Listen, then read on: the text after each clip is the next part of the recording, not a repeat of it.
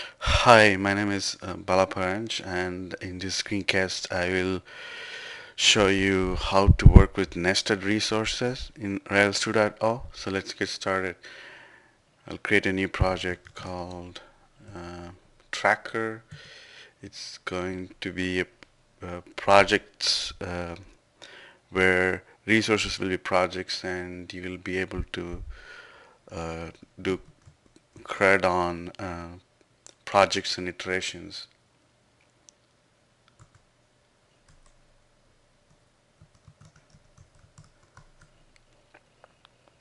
Each project will have many iterations.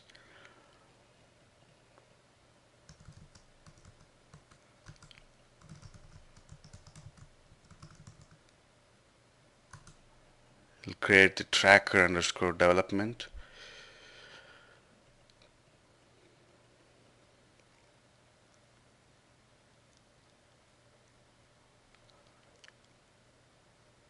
Now I can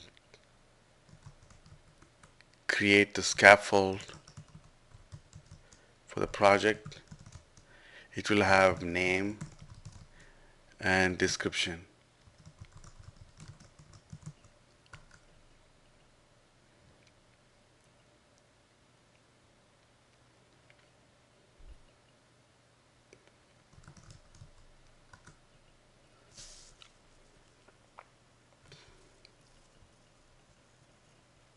So if you look at the migration file, we have name and description. Let's do DB migrate.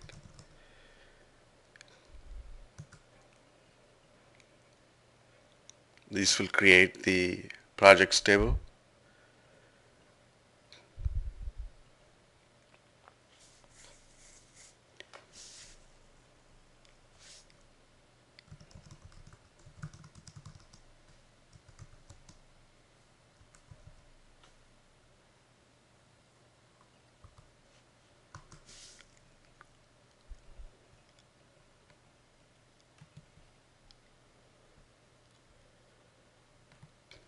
Let's go and see what we have now.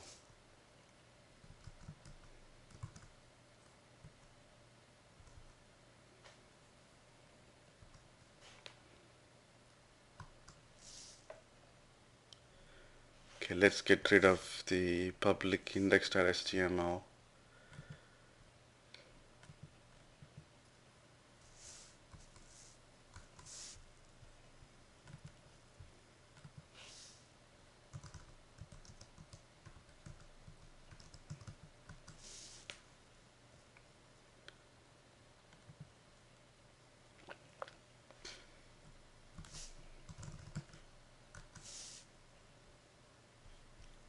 Okay, it's projects.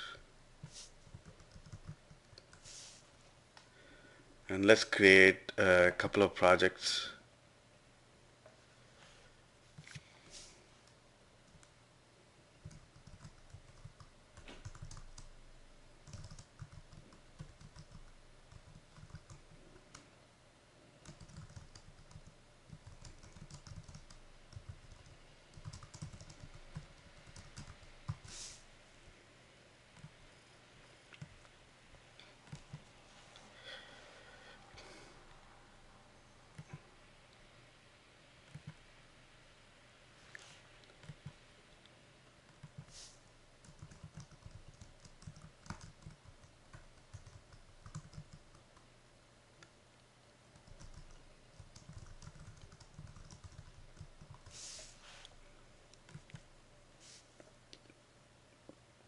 Now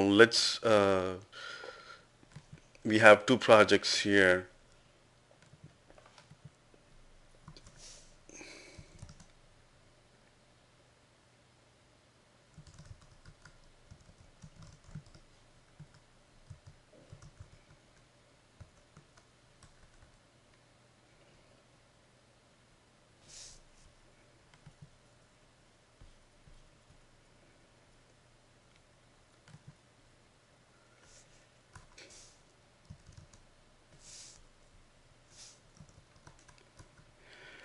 Let's start with the command line utility curl and play with this thing, and we'll see how the HTTP header is set and so on. Okay, using the HTTP verb in the accept field of the HTTP header, you can actually do a curl -h and say accept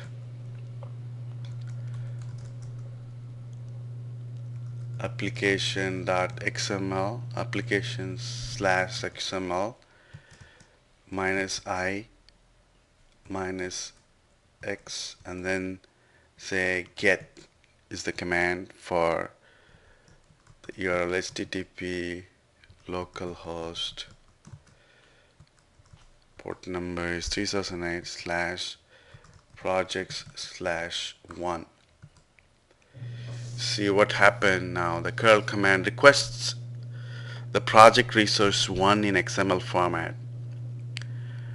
The Rails dispatcher routes this request to the show action. Because the XML preference in the HTTP field is set, the method responds to the format.xml block in the controller. If you go to act, controllers, projects controllers, show response to that XML, this block right here. Curl is not only good for testing of different responses, reference formats, it's also good for sending HTTP verbs that are normally not supported by web browsers. For example, I can do, let's say, curl -x. I want to delete, this is the verb, and I can say HTTP localhost projects/1. This is the resource.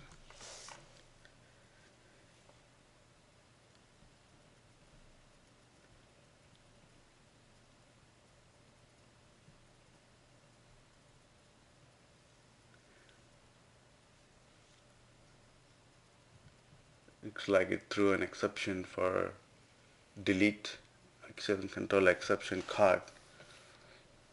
Invalid authenticity token. Okay, so that's the Rails 2.0 is preventing the delete. Okay, so that is the concept basically, and we can also do the same things in another way. That is to request the response format, the desired format into the request URI. So let's say in this case I can say project/1.xml. So give me the XML format for the project's one resource. Now it gives the XML response back. Same way did we did curl -h, and we did set header to request XML. This guy, by doing this, we will show project 1 and request the response in XML format. So it responds back with the particular XML, okay? So REST specifies the URLs, identify the resource, and the action is determined by the HTTP verb of the request. So all the generated links, let's say projects, edit, here is show projects path, and let's go to index, here is show edit project path, and they need to give the ID will be retrieved from this particular object, and here is the destroy for the actually this is I think one which did not work. Let's check if we can destroy from here.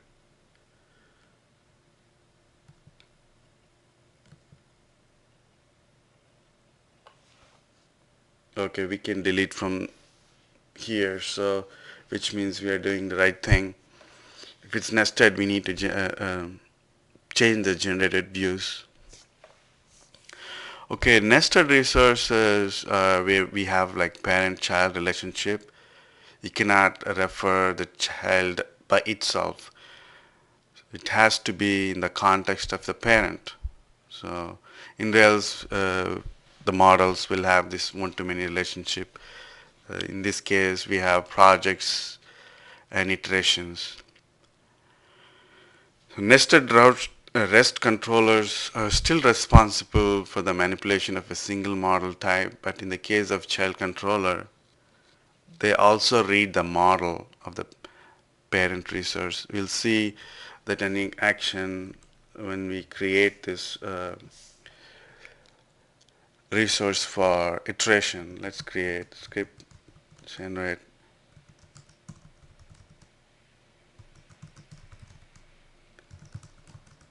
Iteration has a name and it has a start date, end date. Okay, and then you cannot really specify project underscore ID colon integer because it says t.integer project ID, but we want to use the latest Rails syntax. So I'll open up the migration file and show you how that's done. So I also want, okay, let's start and end date. I want to say t references project. Okay, so this is the foreign key project underscore ID pointing back to the projects table. Iterations has the foreign key reference, and we'll also have declaration in the iteration model belongs to declaration. Let's say iteration.rb.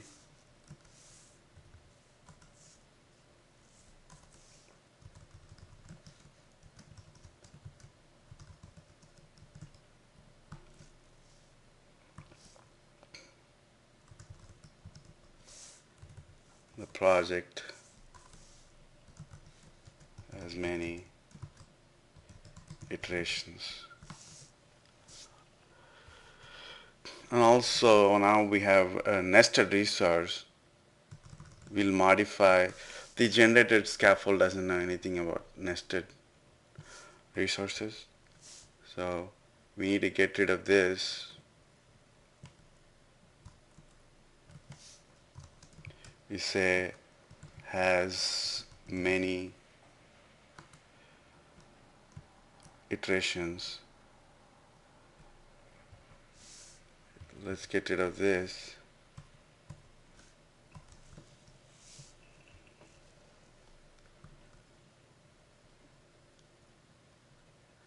Projects and the projects controller. This is the create iterations. It's ready. Okay. Projects. Iteration. We have active record associations all set up. So the map.resources we defined, it causes the nested resource generates the appropriate routes that allow you to manipulate iterations only in the context of a project. So the generated routes will have, you know, localhost, port number, slash, project, slash, then you'll have the project ID and then the iterations, as you'll see as we'll work through this thing. And it's kind of corresponds very close to that URL will be like project.find something dot iterations. It will kind of represents the underlying active record association. And now we'll go and make modifications in the generated controller. Since the iterations controller, the scaffold generated view controller does not really know anything about the nested, it is nested. We'll create protected method, find project. Here you'll have your finder. You need to look up the project. Okay, so you'll have project dot find.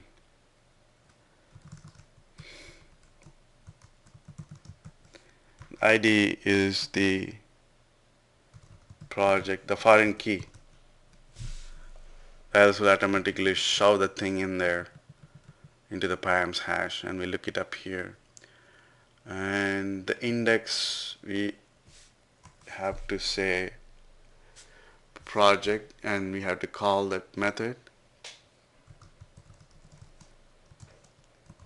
find project, and then we'll use this project and say project dot iterations. This is the active, we are using active record association now. We have declared project has many iterations here, so we're just saying project dot iterations, scope it to that particular project, and then find everything. Okay. Similarly, the new also, when the form is loaded, you also need the project.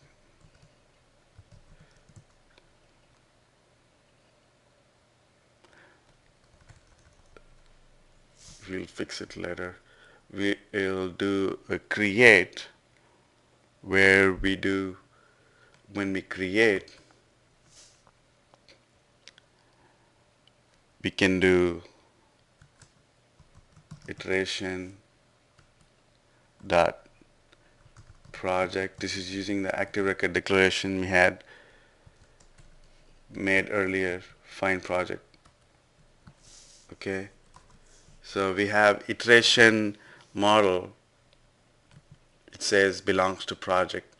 In this case, I'm just saying that iteration that we just created dot project, I make it the same as the project dot find right here, this thing. Okay, and the update, destroy, let's make the corrections for the URLs. For the destroy, now we have project iterations URL. Okay, if you do records, you'll see these are the things that's available. After update, you can do project iteration URL, redirect to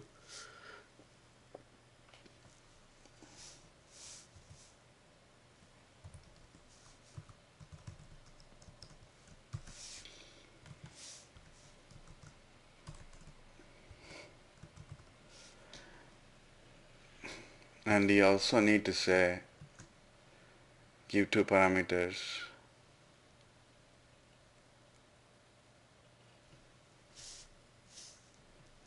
Project iteration URL, that particular thing needs iteration project and as well as the iteration. Then it will go to that particular project's iteration. After update, it will show what's in there. Okay, now the create, we can also use another nice and simpler syntax since it's getting lengthier. Redirect to, you can give and redirect, you can just say I want this thing to be redirected to iteration dot project, it's its parent, and this is the child. You can use this. location, or you can use the regular project iteration URL and specify the parent and the child.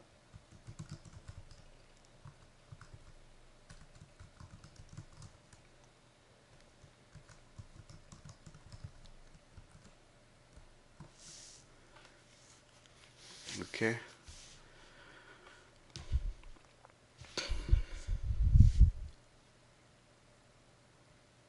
All the actions of the iterations controller will only work properly with projects, and you give the project ID prefix. They require the parent object that defines the context of the iteration actions to be present. Now let's modify the views, because the views are not aware of this nested nature. In the iterations view, they're not aware of the nested. Okay, so we'll go and change the URLs. In this case, the iteration, you can do this. This is also a nice way of shortcut. Say my parent is the project, and you can also use just by doing rec routes project iterations path for which project, this particular project.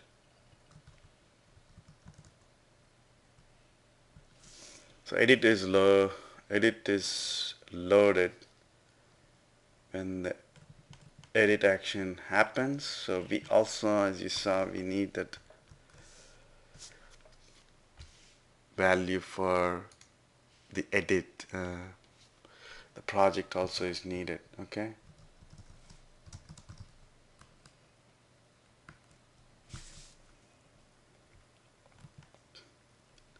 So now we have the project for the edit. This should be this edit. So now we have the project and the iteration as well. When this form gets loaded, this will be submitted to update, and update will do the actual update in the record. Okay, here. And okay, that looks good. Edit. This won't work. It has to be in the context of the parent. So you need to give project iteration like this. Same for the case of new.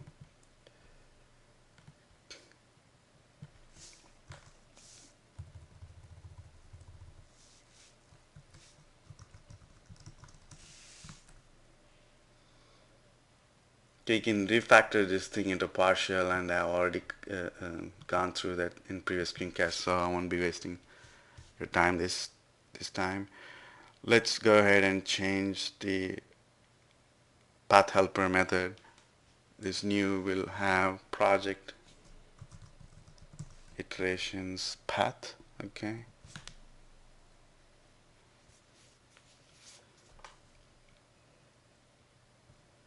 And what about the show?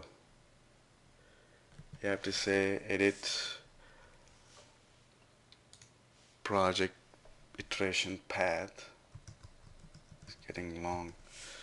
So the shorthand form will be really handy in these cases, where you can just give an array. In fact, let's do that.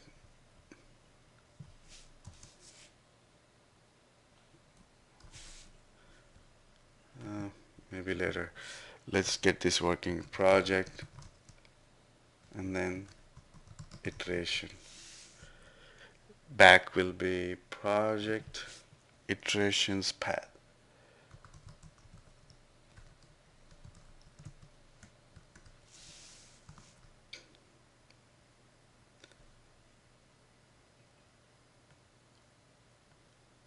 Okay, so this looks good. This one is fine. Index. In the index, we have project. This is nested, so this won't work. This will blow up. We have to say project iteration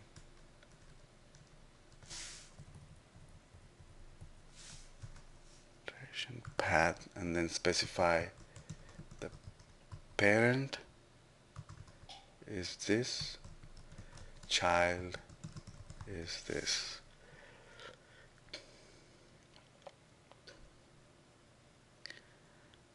And let's try something new. For edit, I want to edit. My parent is this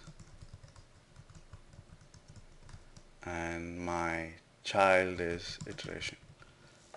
Okay. And for destroy,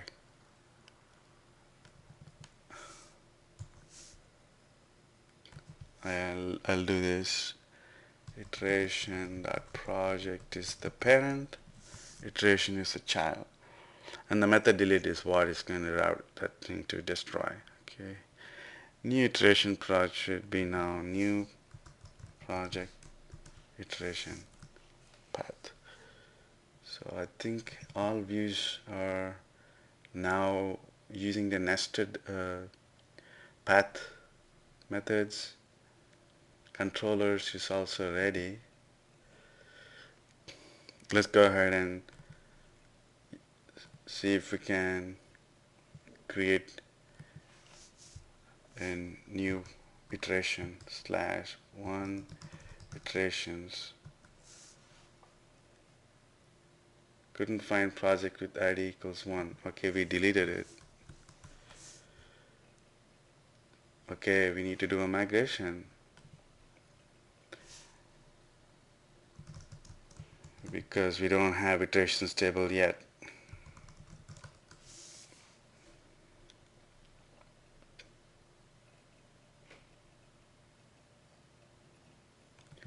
There it is.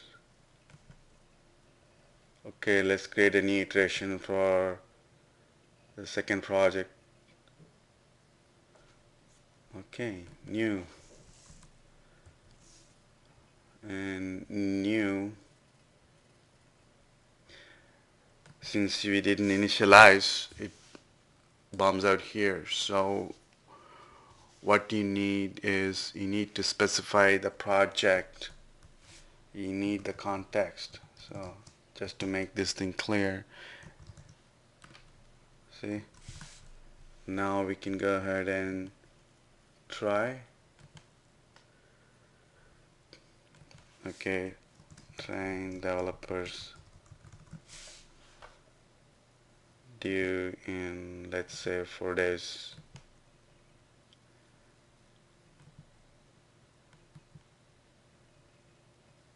Okay, these are all the iterations, and you can also go and edit.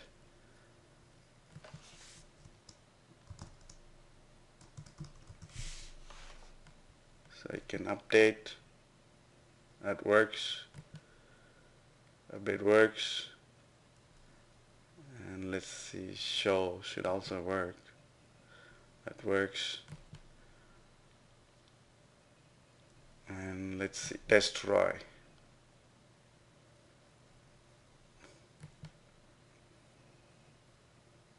Okay, let's create new iteration so we are able to work with iteration.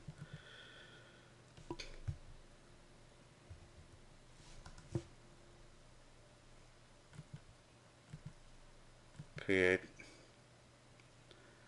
go back, and let's see all the projects.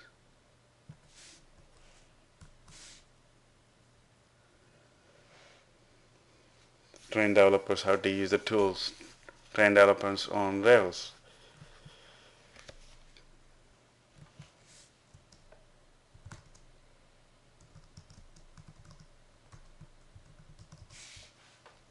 update.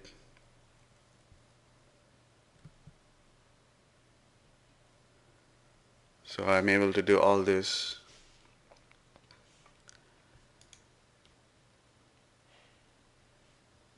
Looks like we got this nested resource thing working.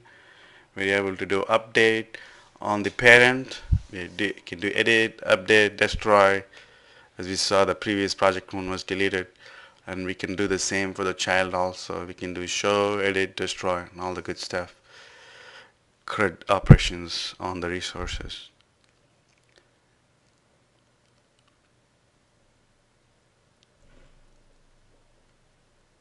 Now, what else is left? We have seen all this. Now, this is how the nested resources work, and we could build on these things in later screencast on, how we can use other stuff that's provided by the Rails routing mechanism. So that's it for this screencast, and if you enjoyed this, please recommend me on working with Rails. Thank you.